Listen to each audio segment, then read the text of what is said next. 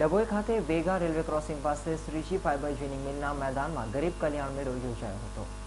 ડભોઈ ખાતે વડોદરા જિલ્લાનો 7મો ગરીબ કલ્યાણ મેળો યોજાયો હતો, જેમાં સામાજિક ન્યાય અને કલ્યાણ વિભાગના મંત્રી રમણલાલ બોરા, ડભોઈના ધારાસભ્ય બાલકૃષ્ણ પટેલ, સાંસદ રામસિંહ રાઠવા, વડોદરા જિલ્લા કલેક્ટર વિનોદ રાવ, વડોદરા જિલ્લા પંચાયત, ડભોઈ તાલુકા પંચાયત, ડભોઈ નગરપાલિકાના હોદ્દેદારો અને સરકારી અધિકારીઓ ઉપસ્થિત રહ્યા હતા। રાજ્યની સરકારે ગરીબ કલ્યાણ મેળા 2009ની અંદર તે સમયના મુખ્યમંત્રીશ્રી અને આજના લોકલાડીલા આપણા વડાપ્રધાન નરેન્દ્રભાઈ મોદી સાહેબનું એક સપનું હતું કે મારા ગુજરાતની અંદર કોઈ ગરીબ રહે નહીં અને ગરીબને ડાયરેક્ટ સેવા મળે અને વચેટિયા નાબૂદ કરી અને હાથોહાથ કરોડોની ગ્રાન્ટ જ્યારે લાભાર્થીઓને આપી હોય એ ગરીબ કલ્યાણ મેળાની શુભ શરૂઆત 2009માં કરી હતી।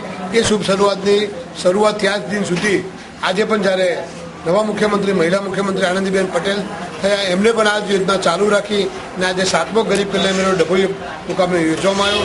1312 લાભાર્થીઓને 1 કરોડ 8 લાખ રૂપિયાની માતબર રકમ ડાયરેક્ટ ગ્રાહકોને લાભાર્થીઓને હાથોહાથ મૂકી દરેકને વસ્તુના રૂપમાં, સાધનના રૂપમાં અને આવાસોના રૂપમાં દરેકને ચેક સાધન બધું વિતરણ કરી ગરીબ કલ્યાણ મેળાની રમણલાલ વોરા મંત્રી શ્રી જ્યારે ડભોઈ પધાર્યા, એમના હાથોહાથ આ યોજના પરિપૂર્ણ કરવામાં આવેલ છે। આ ગરીબ કલ્યાણ મેળામાં 1312 લાભાર્થીઓને રૂપિયા 1 કરોડ 8 લાખની સહાયના સાધનો જેવા કે લારી, દૂધના સામાન, સિલાઈ મશીન, ખેતી કામના સાધનો સહિત આપવામાં આવ્યા હતા। હસન ખત્રીનો રિપોર્ટ, S9 ન્યૂઝ, ડભોઈ।